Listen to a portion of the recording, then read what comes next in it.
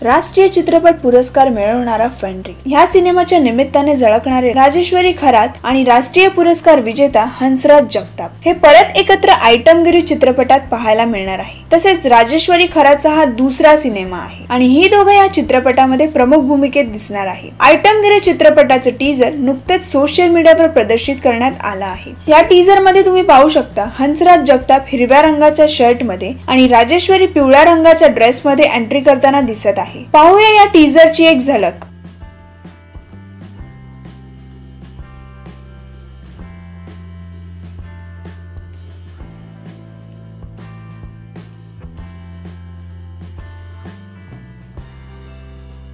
तुम्ही राजेश्वरी आणि हंसराजला एकत्र पाहण्यासाठी आतुर आहात की नाही हे कमेंटद्वारे आम्हाला कळवा। मराठी सिनेसृष्टीच्या ताज्या अपडेट्स व गॉसिपसाठी आमच्या चॅनलला सबस्क्राइब करायला विसरू नका।